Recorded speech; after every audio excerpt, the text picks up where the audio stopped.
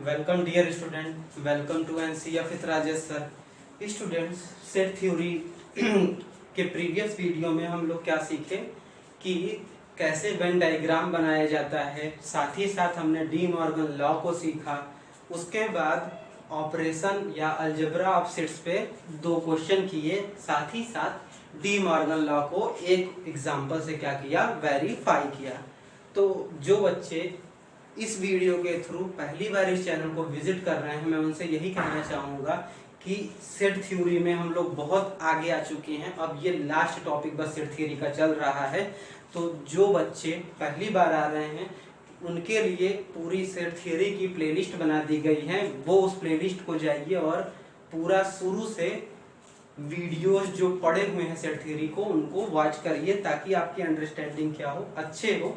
वहाँ पे एक एक वीडियो के माध्यम से हर टॉपिक को इजीली और सिंपल मैनर में क्या किया गया है, बताने की कोशिश की गई है। अगर आप देखेंगे तो मुझे उम्मीद है कि आपको समझ में आएगा। ये जो लेक्चर है ये लेक्चर 8th का पार्ट 1 है। 8th का पार्ट इसलिए मैंने लिखा क्योंकि एप्लीकेशन पे 2-3 वीडियो बनेंगे, जिसमें से ये क्या है, पहला लेक्चर है। ठीक है। और साथ ही साथ चैनल पे अगर आप जाएंगे तो आपको और भी टॉपिक्स से रिलेटेड वीडियोस की प्लेलिस्ट मिलेगी। जैसे कि अगर 11th में जाएंगे तो फिर और भी टॉपिक आपको मिलेगा, जैसे फंक्शन और रिलेशन, फिर उसके बाद ट्रिग्नोमेट्री। इस तरह से और भी प्लेलिस्ट वहाँ पे बना दी गई है। सबको एक जगह पे रखा गया है ताकि आपको ढूंढने में कोई परेशानी न हो। साथ ही साथ जब आप इस वीडियो को देख रहे हैं तो पेन और पेपर लेके बैठें, क्योंकि अगर आप पेन और पेपर लेके बैठेंगे और जैसे जैसे चीज़ें कराई जा रही हैं, अगर आप वैसे वैसे करेंगे तो आपको फायदा जरूर होगा। ठीक, तो आइए इस वीडियो को स्टार्ट करते हैं और देखते हैं कि एप्लीकेशन ऑफ सेट थ्योरी में क्या करते हैं।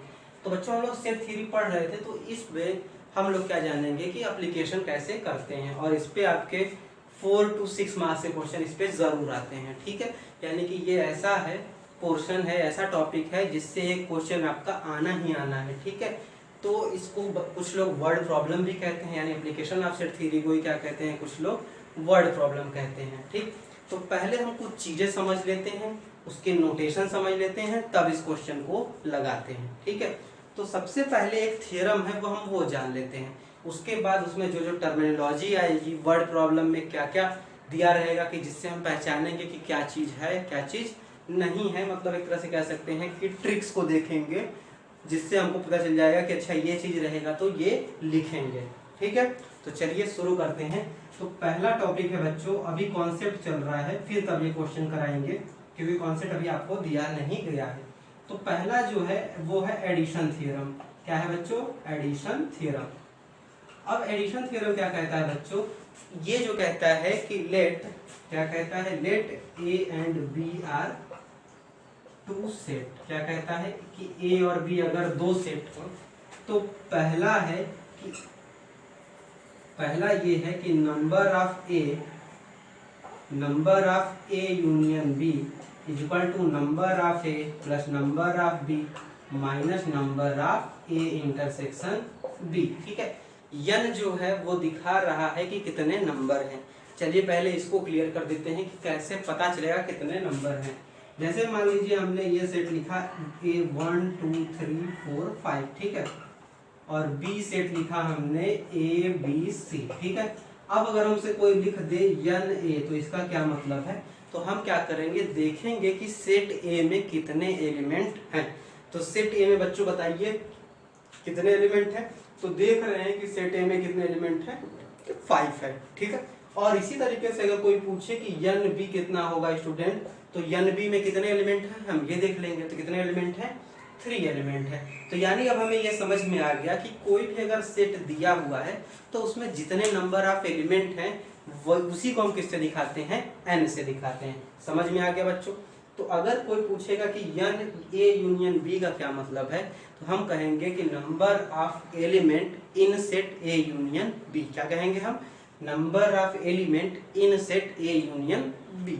अगर यन ए पूछ देगा क्या है, तो हम कहेंगे कि number of elements in set A. N B पूछ देगा रिस्पेक्टिवली, और ए इंटरसेक्शन में एन ए इंटरसेक्शन बी पूछ देगा, तब भी हम कहेंगे कि क्या है ये चीज हम समझ गए हैं, ठीक है। यन का मतलब आपको कॉन्सेप्ट समझ में आ गया। अब कैसे इसको याद रखना है, तो ये है n A union B is equal to n A plus n B minus n A intersection B, ठीक है बच्चों। आगे बढ़ते हैं। फिर अगर आपको 3 सेट दे दिया जाए बच्चों, कितने सेट दे दिया जाए, 3, A B and C are 3 sets, मतलब आपको 3 सेट दे दिया जाए, तब ये एडिशन थ्योरम क्या कहता है। तो ध्यान से देखिए बच्चों, n A union B union C is equal to n A फिर यन बी फिर यन सी, ये क्या रहेंगे, प्लस में रहेंगे, फिर minus n A intersection B minus n B intersection C minus n C intersection A, last में बच्चों क्या है, plus n A intersection B intersection C, ठीक है। यन सब में लगा है तो हम ये समझेंगे कि वो क्या है, उसके नंबर को रिप्रेजेंट कर रहा है। तो जब 2 सेट रहेंगे तो एडिशन थ्योरम ये कहता है, 3 सेट रहेंगे तो एडिशन थ्योरम ये कहता है। याद करना एकदम आसान है, 2 वाले को याद करेंगे, पहले दोनों एलिमेंट को प्लस कर लेंगे, इंटरसेक्शन को क्या कर देंगे, माइनस कर देंगे। 3 वाले को याद कैसे करते हैं, पहले जितने एलिमेंट है प्लस करेंगे, इंटरसेक्शन जो जो बनेंगे, क्या क्या बनेंगे, ए का बी के साथ बनेगा, बी का सी के साथ बनेगा, सी का ए के साथ बनेगा, उसको हम क्या कर लेंगे, माइनस कर लेंगे, फिर तीनों के इंटरसेक्शन को क्या कर लेंगे, हम प्लस कर लेंगे। तो ये जो 2 फार्मूले हैं स्टूडेंट, इन्हीं दोनों फार्मूलों पे आपका पूरा जो एक्सरसाइज है, 2 एक्सरसाइज है, मिसलेनियस में क्वेश्चंस आपके दिए गए हैं टेक्स्ट बुक पे, और इससे पहले वाले एक्सरसाइज में इन्हीं दोनों फार्मूलों से आपके पूरे क्वेश्चन हो जाएंगे। तो अब समझते हैं कि अगर वर्ड प्रॉब्लम दिया रहेगा तो हम यूनियन किसको लिखेंगे, क्योंकि वर्ड प्रॉब्लम में तो यूनियन वगैरह दिया नहीं रहेगा, वर्ड प्रॉब्लम में आपका इंटरसेक्शन वगैरह दिया नहीं रहेगा, तो कैसे पता चलेगा कि कब इंटरसेक्शन लिखना है, कब यूनियन लिखना है और कब अलग अलग सेट का नाम लिखना है, ठीक है। तो मेरे ख्याल से इतनी चीज आपको समझ में आ गई होंगी। चलते हैं अब देखते हैं कि ट्रिक क्या है। ट्रिक क्या है कि कब इंटरसेक्शन लिखेंगे और कब आप क्या लिखेंगे, आपके यूनियन लिखेंगे, ठीक है। तो देखिए बच्चों, ये जैसे पहले तो ये है, पहले तो ये चीज है कि आपको क्वेश्चन के अकॉर्डिंग ट्रीट करना होगा, पहली चीज ये है, ठीक है। लेकिन कुछ ट्रिक्स बनाई गई हैं और ट्रिक्स पता ही आपको कि हमेशा काम नहीं करती हैं, लेकिन मोस्ट ऑफ द केसेस काम करती है, यानी कि 90% ये चीजें काम करती हैं जो बताई जाएंगी अभी। लेकिन अगर ट्रिक्स फेल होता है तब आपको किसका सहारा लेना होगा, जो बेसिक कॉन्सेप्ट है क्वेश्चन में इन्वॉल्व, उसका सहारा लेना पड़ेगा, ठीक है। तो चलिए देखते हैं। तो अगर कहीं पे वर्ड प्रॉब्लम में बात हो रही है बच्चों, किसकी, वर्ड प्रॉब्लम की, किसकी बात हो रही है, वर्ड प्रॉब्लम में अगर आपको ग्रुप लिखा हुआ मिल जाए या बोथ लिखा हुआ मिल जाए, सॉरी ग्रुप लिखा हुआ मिल जाए या और लिखा मिल जाए या ईदर लिखा मिल जाए या फिर टोटल लिखा हुआ मिल जाए, क्या लिख जाए बच्चों, इन तीनों में से अगर कोई चीज आपको मिल जाएगी लिखा हुआ, तो आप समझेंगे कि वहां पे क्या है, यूनियन लगाना है, क्या लगाना है, वहां पे यूनियन लगाना है, ठीक है। फिर यहाँ पे आपको ध्यान रखना है कि कभी कभी ग्रुप और टोटल यूनिवर्सल सेट में भी आते हैं, तो वो क्वेश्चन के हिसाब से ही मैं बताऊंगा, ठीक है। इसीलिए मैंने कहा कि ये जो चीज़ बताई जा रही है 90% ठीक है, लेकिन 10% के केसेस में आपको अपने क्वेश्चन के हिसाब से ट्रीट करना पड़ेगा। लेकिन इन जनरल ये है कि अगर और इधर रहेगा, ग्रुप रहेगा, टोटल रहेगा, तो वहाँ हम क्या लगाएंगे, यूनियन। फिर देख लेते हैं, अगर हमारे पास साथ ही साथ यहाँ पे अगर एट लीस्ट होगा, क्या होगा, एट लीस्ट होगा, उस केस में भी हम लगाते हैं, ठीक। फिर अगर मान लीजिए कि बोथ हो एंड हो, ठीक है, तो इन दोनों केस में हम क्या करते हैं बच्चों, इंटरसेक्शन लगाते हैं, क्या लगाते हैं हम, इंटरसेक्शन लगाते हैं। इंटरसेक्शन मतलब जो दोनों में हो, ठीक है। फिर और एक देख लेते हैं, अब अगर कहे only in one not in other, not in other, तो उस केस में बच्चों हम लोग लगाते हैं डिफरेंस, क्या लगाते हैं, डिफरेंस लगाते हैं। जैसे पूछ दिया जाए कि ए में हो और बी में ना हो, तो वहां क्या लगा देंगे, ए माइनस बी लगा देंगे।